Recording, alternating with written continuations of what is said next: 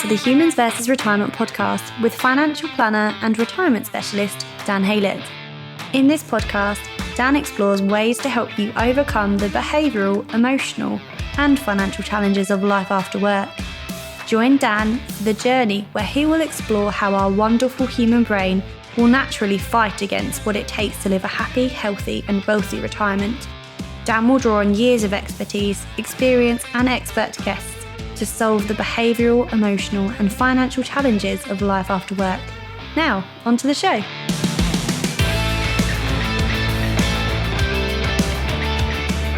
Hello and welcome to the Humans vs. Retirement podcast. I'm your host, Dan Haylett.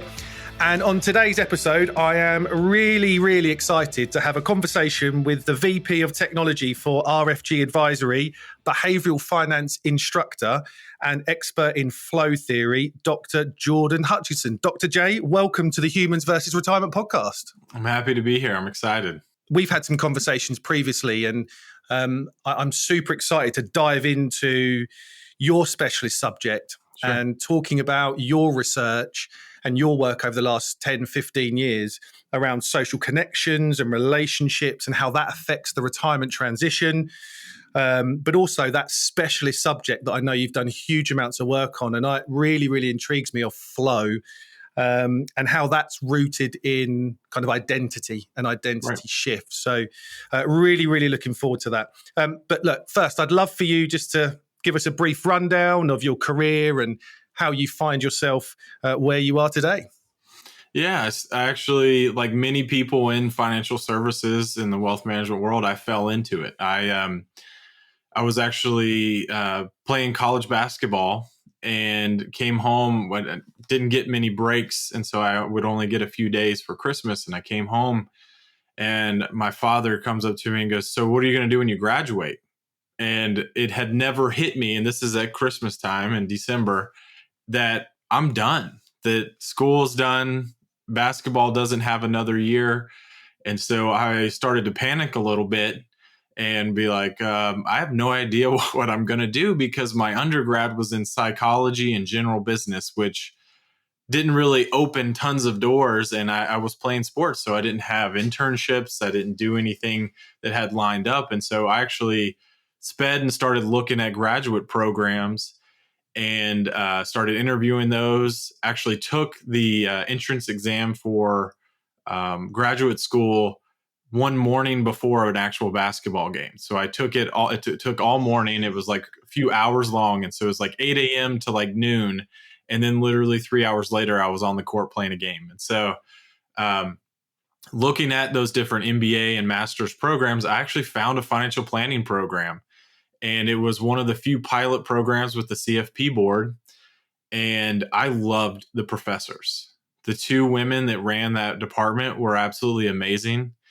And they just, the way that they talked about it, they were both actually CFPs, been in the industry for 20 years and were practitioners first, then became academics. And so that kind of rooted how I saw the industry. But that's how I got into it. Is I started got my master's in financial planning and counseling, started actually teaching on that level. That's where I got the enjoyment of the academic side of it. But then I had this itch. I was like, you know what? I need to go do it. And so went into the business the very traditional way, took all my securities licenses, went and worked for a large broker dealer, found my way transitioning more and more into this planning side, where I found was my most passionate side, built a practice, ended up moving from that large building a practice to a more managerial and coaching role, where I started to coach and manage advisors. And so I worked in that space for a little while, recruited to another larger firm, started doing that. And that's really where the behavioral, I hate to say the behavioral bug, but the human behavior side really became apparent to me, that working with clients after these many years, they cared more about how money impacted their life, their values, their family, all these other things. They wanted to talk more about that instead of me getting really excited about some kind of strategy. And so that's where I started to really dig deeper. I actually met some friends in the space that had been doing research in psychology that were starting to see this same lens of the industry changing. And that's where I actually started my doctoral program. the firm I was at was like, hey, let's learn as much as we can in this space. Let's start creating. So actually at that firm, we were creating tools, creating different frameworks for our advisors on how to have better conversations. And so that's where it really started to dig into the behavioral side. And at that same time, I got this feeling that I wanted to learn more of the tech piece. So I always looked at myself as, I love this behavioral path and I love this technology side. So I actually sold all my clients to an advisor who is actually still a close friend. And he's, in my mind, one of the best advisors I've come across. And so he took my clients. I jumped straight into a startup and went from ground zero of the first line of code in tech. And the funding company of that tech company was a family office. So very large fintech, very wealthy families.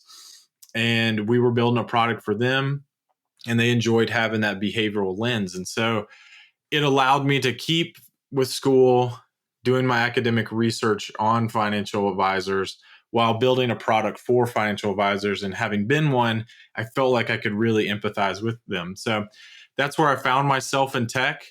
Did that for a little while, ended up continuing school, finishing school, and actually found myself working for Michael Kitces, arguably the godfather of financial planning here in the States.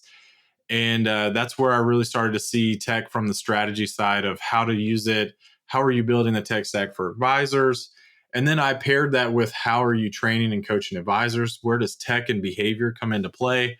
And so that's really how I ended up where I am today, is a conversation with the president of my company now, who I report to, Shannon Spotswood.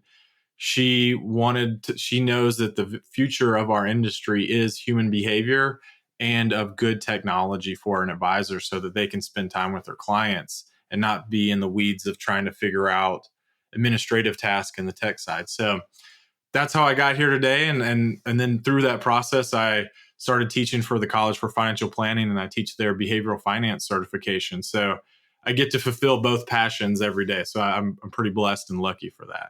Amazing. And a couple of observations, really. I know that we pigeonhole retirement as something you do in your 50s and 60s and 70s, but you've actually probably been through 2 or 3 transitions very similar to that retirement, right? So, on the college basketball path, that was your identity, that was your life. For those of you that are watching on video, me and Jordan look the similar height. I'm 6 foot. I think, what are you, Jordan? 6'8"? I'm 6'7", yeah, close. Yeah. 6'7", yeah. So yeah.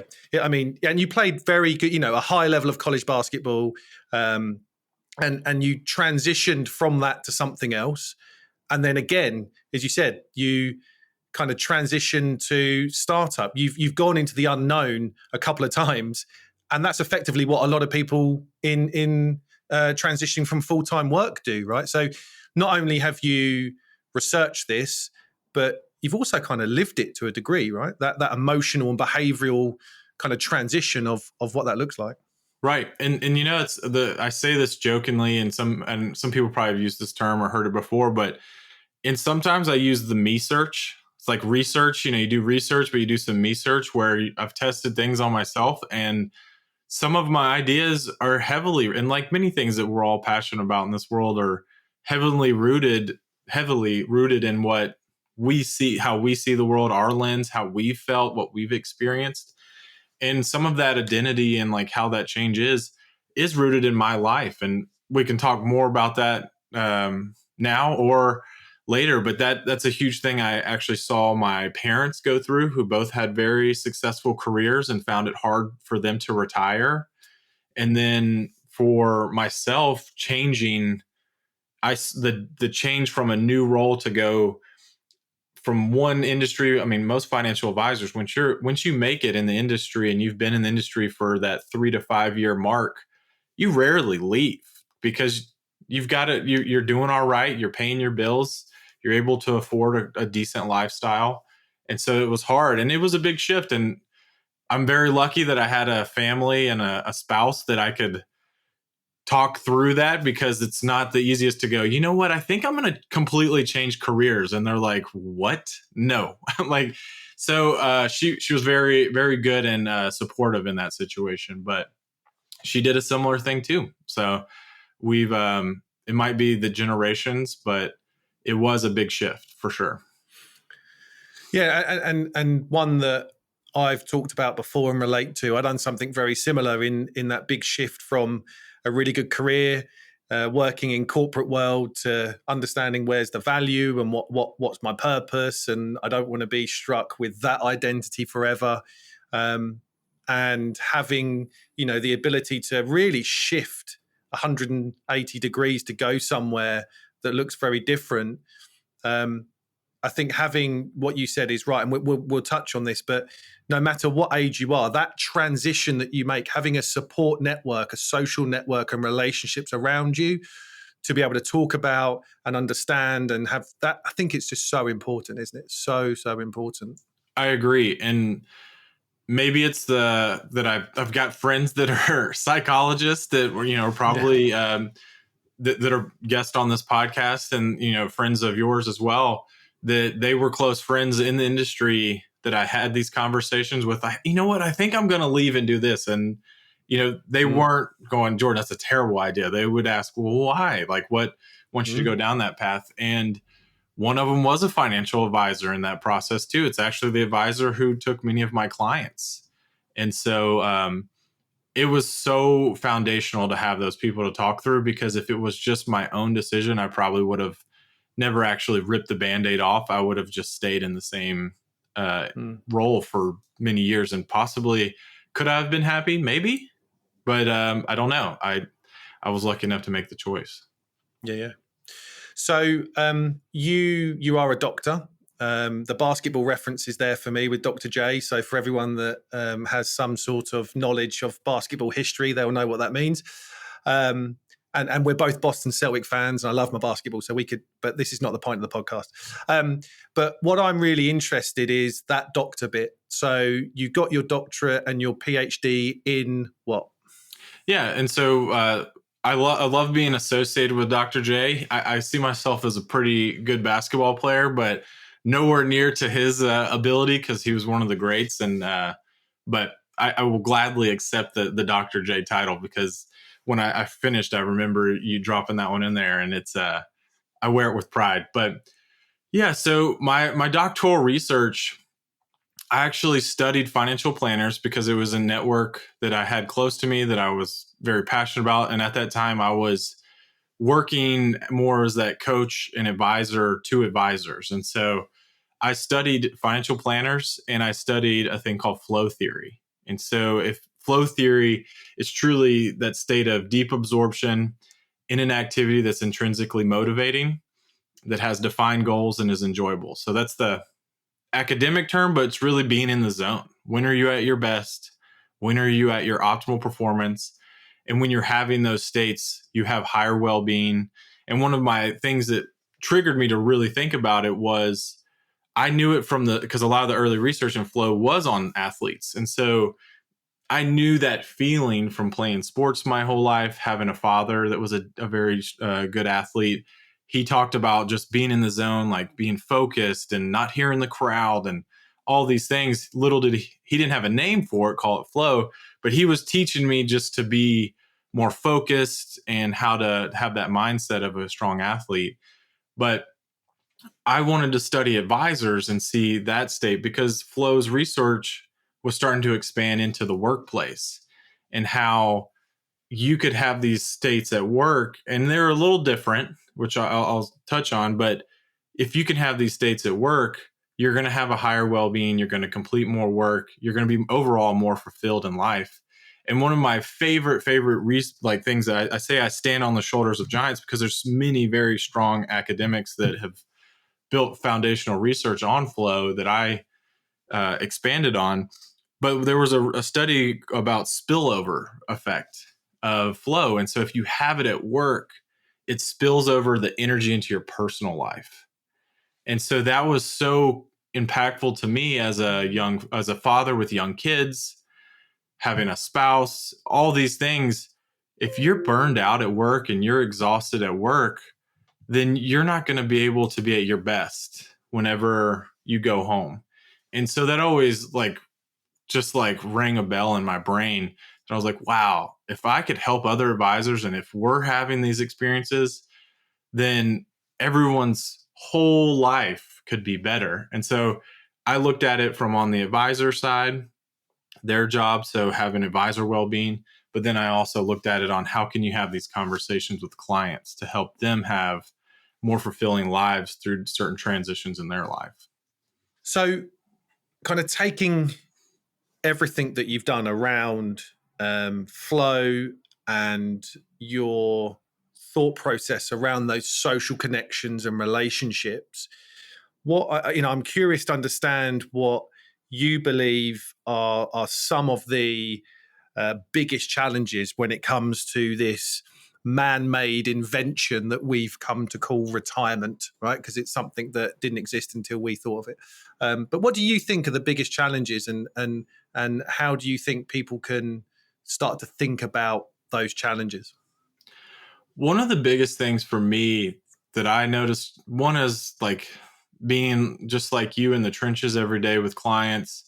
But then also when I stepped back and started to research it and work from the being a coach to advisors, was seeing that identity shift.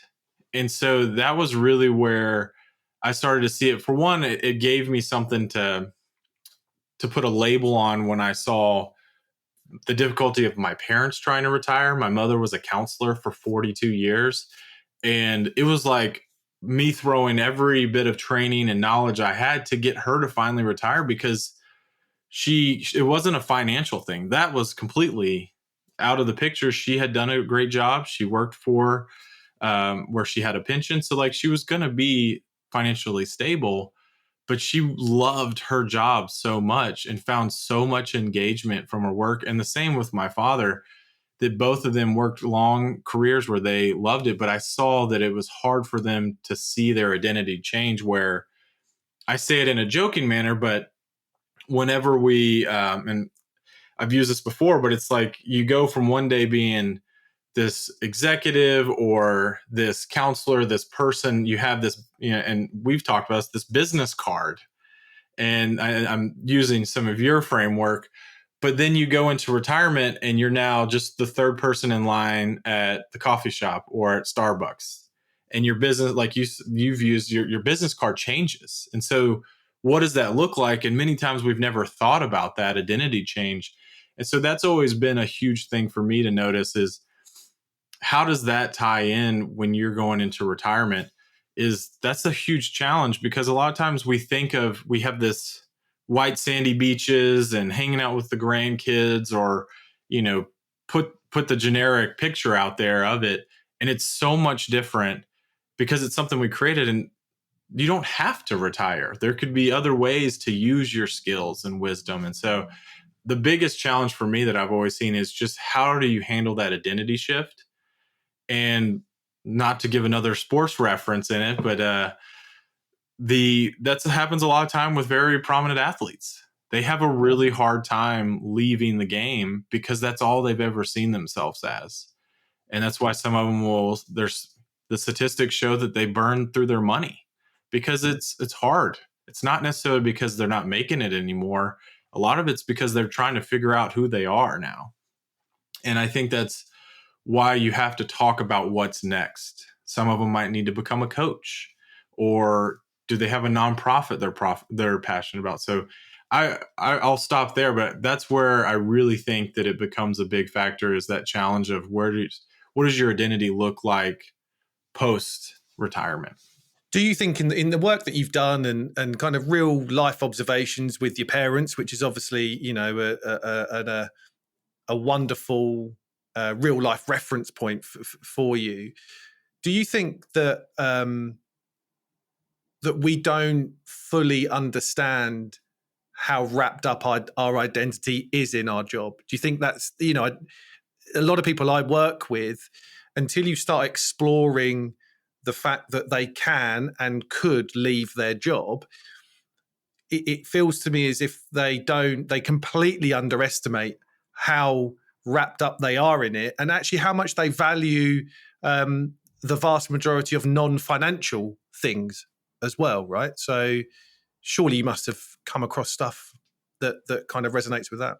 Yeah, I thought early in my career that it was just people in the States.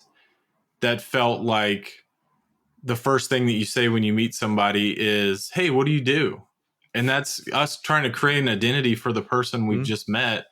But I found out really quick as my career expanded, as Dan, you and I are across the pond from each other, that it's very similar in many other cultures and countries, that one of the first things people do is they'll ask you what you do for a living, and they want to tie you to that.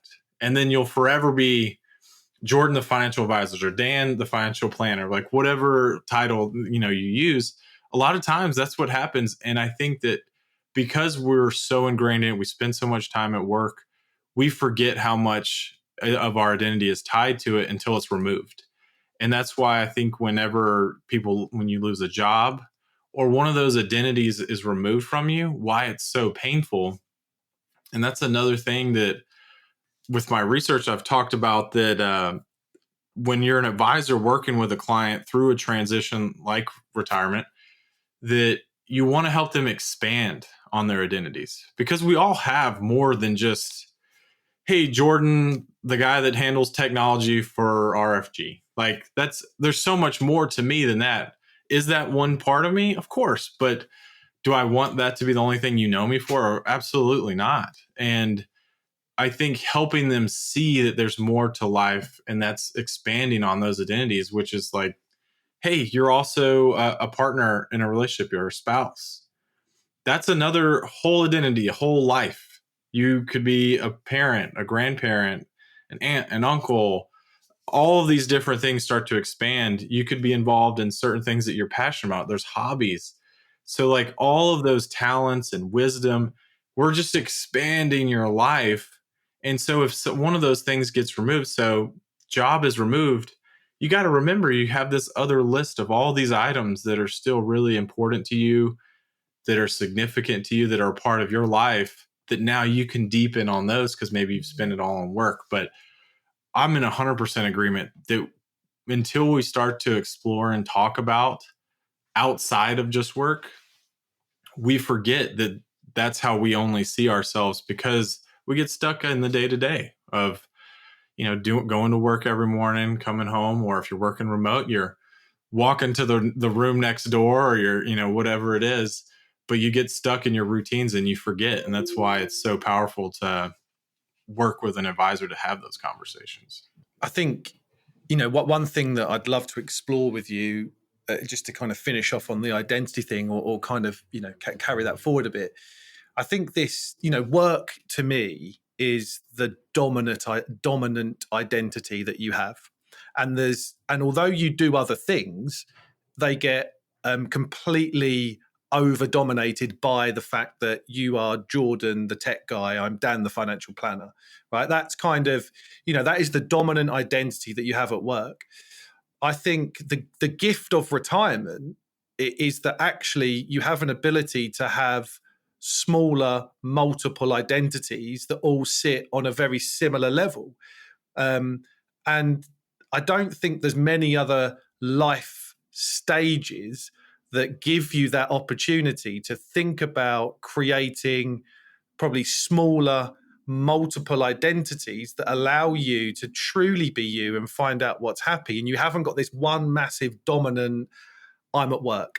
And then I think from a behavioral and psychological and emotional point of view, I think it takes time to understand that and get used to that. I think, as you said, that you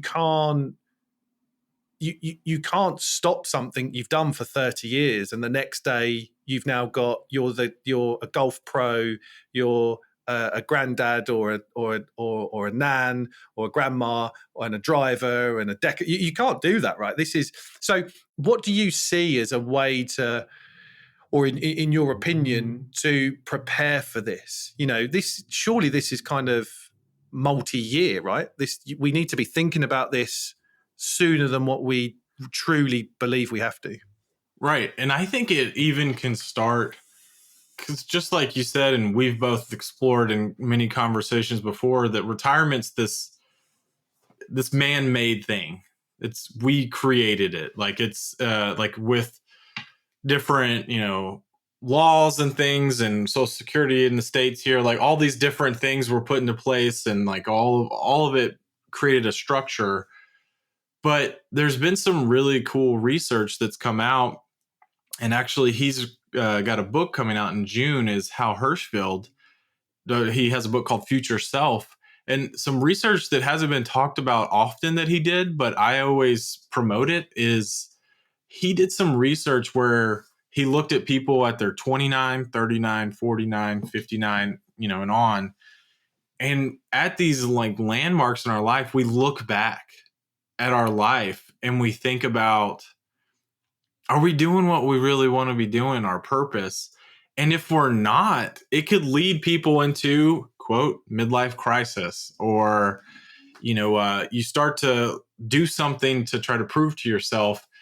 And some of these might be subconscious, some of it might be consciously, but it's around that window, because something about that, when we change into that new decade of life from 39 to 40 or whatever, 49 to 50, we feel like something's changing. And so I think there's one of those things where we could start in this conversation at any time, because just helping people expand on it, and it might help them through other life transitions or these big life events.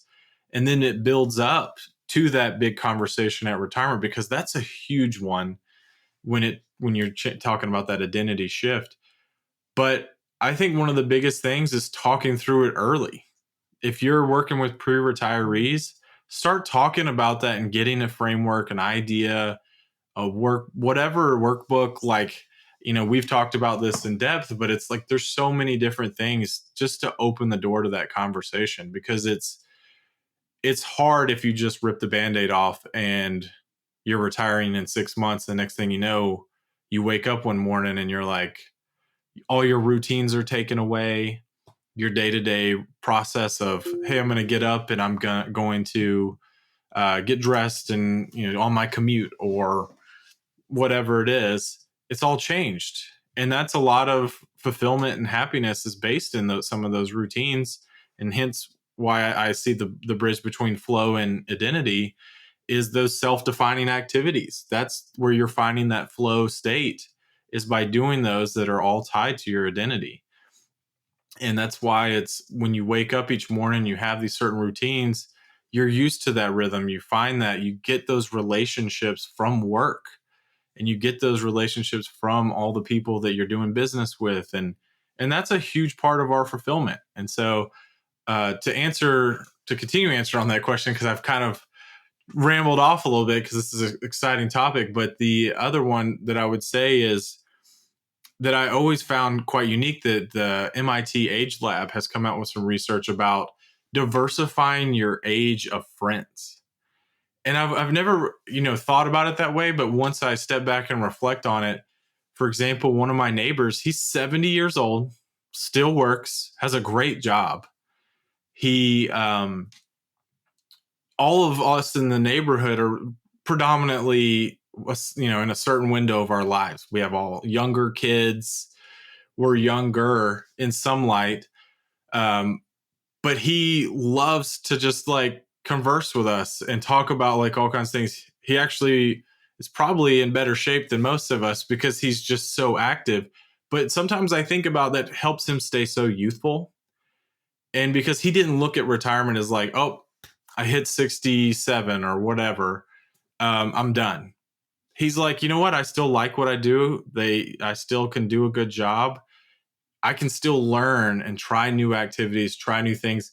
He actually introduced squash to like all of us because squash is not as popular down here in the South. So he's a big squash player. Because he's from Europe. And so like, he's like, hey, this is something I'm really good at. He beats all of us, but he's 40 years older than all of us. So it's one of those things is really trying to see how those routines, those self-defining activities still tie to your identity. I think that's going to be a huge thing to talk about with clients, and it can start all the way at an early age. I think I haven't heard that before. And I think it's so important to have diversity in social networks. age and background, because I think stories, as we know, is, we relate to stories, and I think seeing other people, role models, for instance, it's I think one of the biggest challenges that I see for people going forward is the kind of cognitive decline. So there's huge amounts of cognitive decline, and if you have a role model like your neighbour who's in his 70s, that's fit, that's sharp, that's switched on, that's and well into their 70s, then it gives us an ability to see that this retirement thing isn't just this cliff edge, sit on the sofa type scenario. Actually, longevity is really important. Health is really important. And nothing brings that to life more than someone real, or kind of a connection that that's or a family friend or a member of the family, for instance, where you can relate to that situation, that story. And so I encourage a lot of people I work with to go and find social networks, to build these social networks up whilst you're still working, because you have to go, like you said, with flow state. I think a lot of people will find themselves, if they're good at what they do and they like what they do in a reasonable way, they'll find themselves in some sort of flow state. And to just give that up is madness. So you need to find another ability to hit flow. So other social networks, other clubs, other hobbies, other interests. And like you say, that's where that multiple identity kind of all fits in. And then you go and meet other people that have different perspectives on life, but you can learn from them as well, right? Right. No, and you hit on a huge part that we've all seen the decline of the activities, the mental health, like the loneliness, all of that with age is so significant.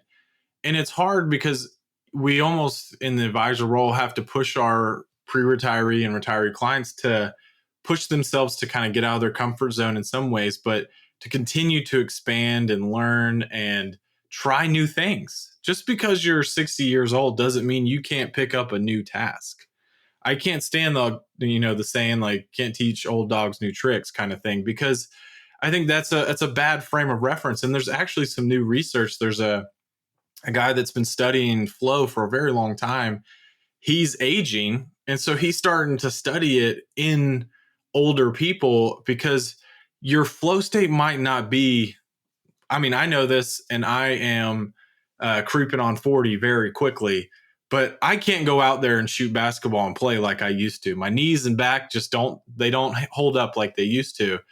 So is it a different task or a different activity? You can have this cognitively. I find it sometimes reading a book. I really love reading research. And I love teaching. Like, I love teaching behavioral finance. It's one of my favorite things. And so I get a lot of flow from that. I taught it. My cohort that just went through was at night. It was at 6 p.m. at night, every night. Some days I would be exhausted from work, but when I would finish that, I would have that little high, or that like positive, that spillover of energy, because I just did a task that I really love. I'm very good at it, not in a pompous or arrogant way, but that's what flow is it has to be something that you're good at. It's something, a high challenge, but it's also a high skill. And so it gave me that feeling. And so thinking about it as you age too, that's a great way to help with your cognitive decline, like you mentioned, because that's a big thing. That's a problem that we see in our retired people all over the world, is they need to stay and continue to expand on what they're doing in retirement. And like you said, you get to choose now. Like, in one mind, that's like terrifying, because you're like, oh my gosh, there's so many things out there. But that's what we do as planners. That's what you do as a planner, Dan, is like giving them some structure to that, being that sounding board, helping them organize that thought is so powerful. It seems so minimal, but it's so big, and being able to figure out what that next thing is. I honestly learned more about, like I said, I've tested these things out on my own family. So if we're all messed up, then maybe we shouldn't follow through with it. But I think we're doing all right. But my father was in pharmaceuticals for so long, for my entire life. And when he retired from that, he wanted to go become a master gardener. I had no idea that this was something he was passionate about, which is like completely crazy. My dad was suit and tie, like guy every day, very corporate professional looking man. And then when he retires, he now runs a market. Like he helps with a group of people run a fresh market, like one day a week. They run like a market where all these people that grow and have all their own stuff, they come and can sell it. And then he also went through this whole certification, coursework, everything to become a master gardener. And I'm like, where in the hell did this come from? Like, but that was something he was always passionate about. And that wasn't my doing of figuring it out, but it was something in some of our conversations of pushing him to do things that he had always wanted to do. He always wanted to learn about having a garden, growing his own things. And so it could be something that simple and so random that people don't think about, that it takes some conversation, it takes some pushing from the advisor, but we get to be that person as the planner and advisor in the relationship, which is pretty powerful, I think. You know, I say that the gift of retirement is time and freedom. And I think, and we can have that at any point, right? But I think the point where we have probably the financial independence to truly take advantage of that is going to be in our 50s and 60s. And that just allows us to have that time and freedom to explore those things that we've never really tried to or thought that we could explore before. So I think that that's massively, massively important. I also think that it's really important, and I went through this with a particularly a new client the other day, where they talk about using their skill set and their experience to mentor or coach. And, you know, if we've built up a career of skills and a career of experiences, we should have the ability to share that, and we should have the ability to want to be able to use that in a way that allows us to think about how to mentor or coach or see other people. So, you know, use that experience, use the skill set that you've built up over a 30-year career. And it would be mad not to think I can use that going forward. It would be mad to think that, you know, the purpose that I can have is utilizing those skills to benefit other people.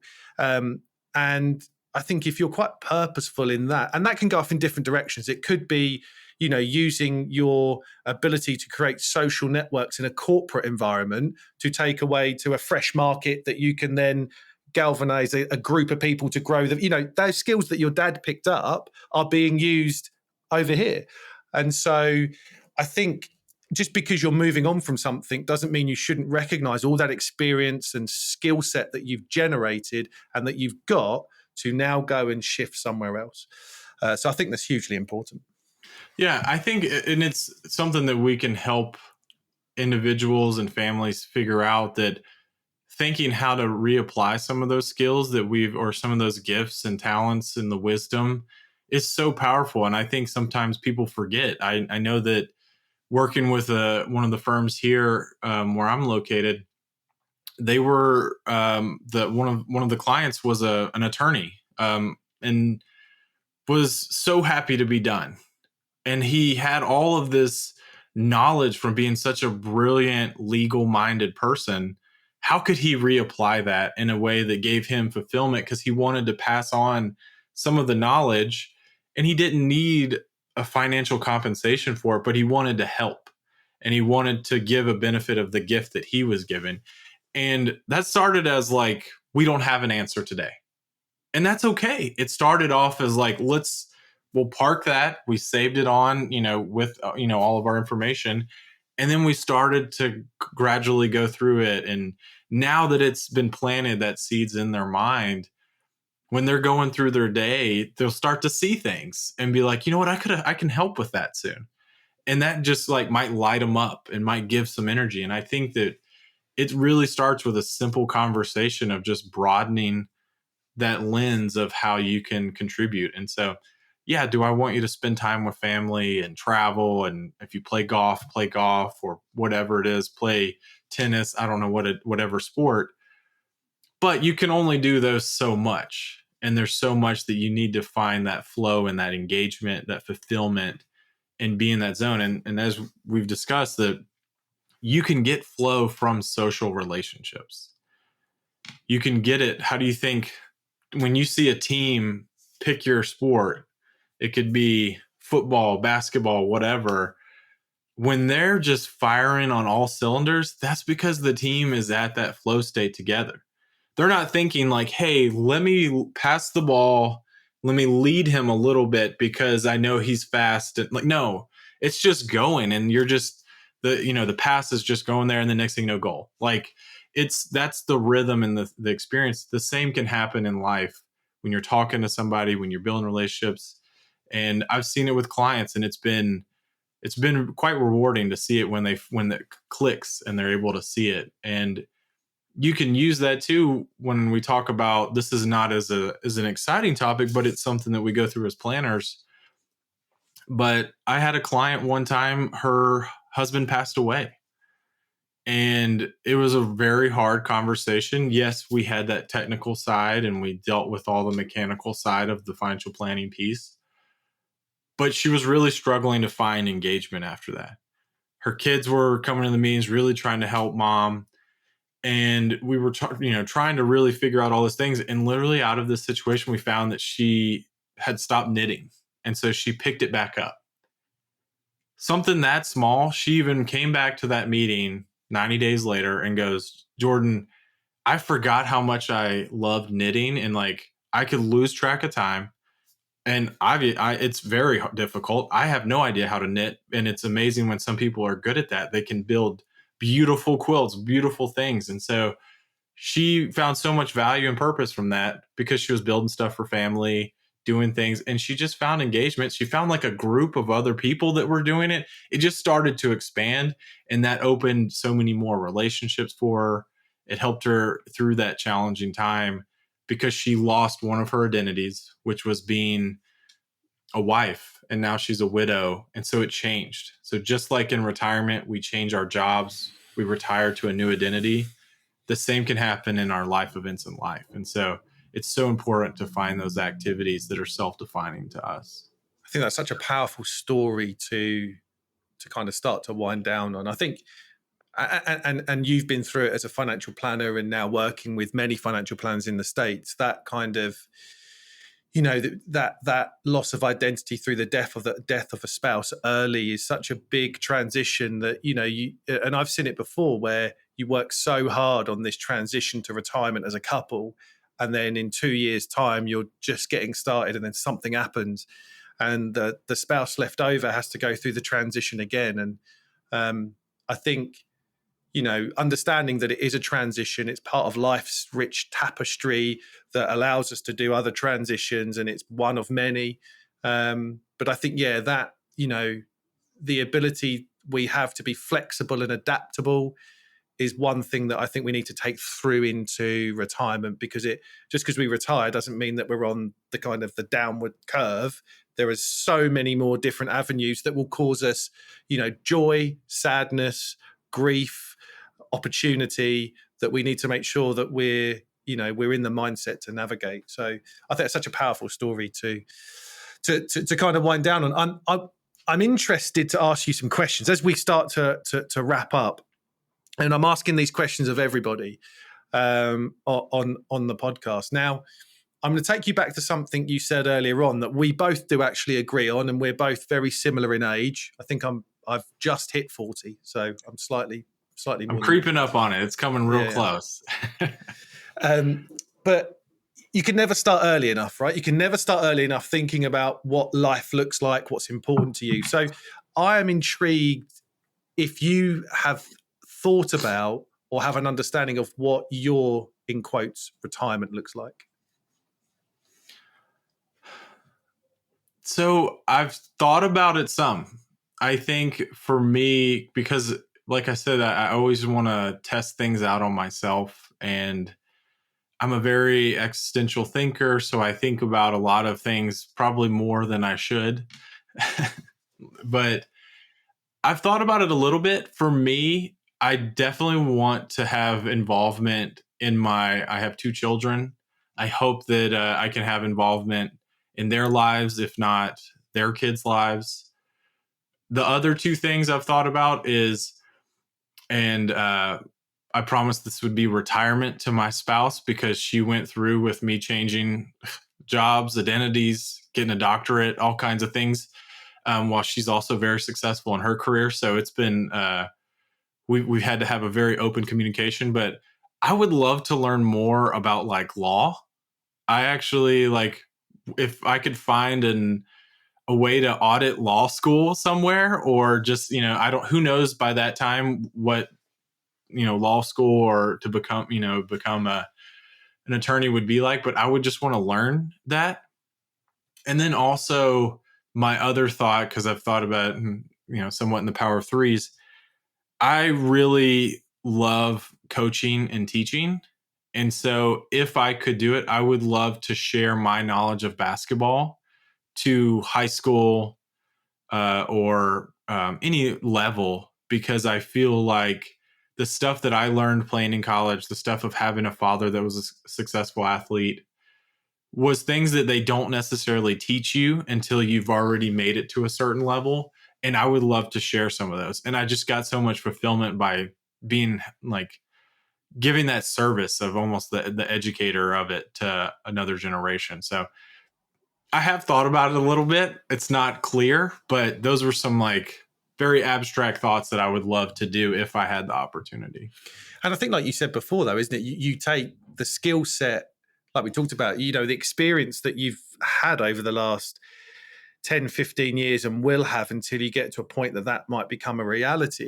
You actually, knit that together with your knowledge of basketball and your knowledge of the mind, and actually you think, well, what an amazing skill set to take to young athletes that have got potential. You're not coming at it from a one-dimensional point of view. You're coming at it from a 2, 3, 4, 5D point of view. So, I think it's kind of things that we talked about, right? And confidence to them, and like confidence and like building the self-efficacy. Like that's one of the biggest things. Like with like, do you think that Steph Curry or any great basketball player ever shoots the ball going, you know what, I think I might miss? No, like that you have to have a level, not necessarily overconfidence, but you have to have a level of like confidence and positive well-being to be at a good state of mind. And so I would love to weave that in, because that's the world that we live in, and have that as, how you weave it into financial planning and stuff. And so do I, but like how I could weave that into like sports is that sports psychology stuff, because I found it so powerful. And he rarely misses, so he does something right. He does. So he must be in a great state of mind. He's got constant flow. Yeah. So I'm sitting across the desk. Put you back into financial advisor mode for a second. I'm 55. We've worked together. We've established that I've got enough money for this retirement that I desire. So money's not a challenge here. What would be your number one tip for a healthy, happy, and wealthy retirement? I would ask them, what are some of the things that you've always wanted to do in life, but haven't had the time or capacity to do it? And I would probably then just stop talking. So like there's a great acronym of WAIT. Why am I talking? And I have no idea who came up with that, but I do use it from time to time. And so I would probably have some kind of question like that.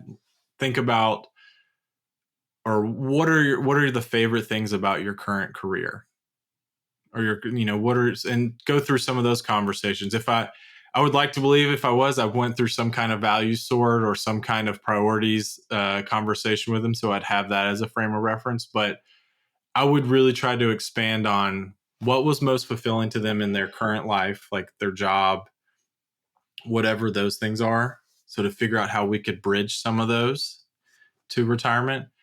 And then I would open the door to start the conversation of things that were almost like a bucket list in some ways, that they just haven't had the capacity to think about because we get stuck in our day-to-day, being a parent, being a spouse, being an employee, being an executive, whatever it is. Have you thought about something that's just really important to you that you've always wanted to do? And so some of those things, like for me, I have a thirst for knowledge. And so I forever want to learn things. That might be something of theirs. They probably could care less about it. Who knows?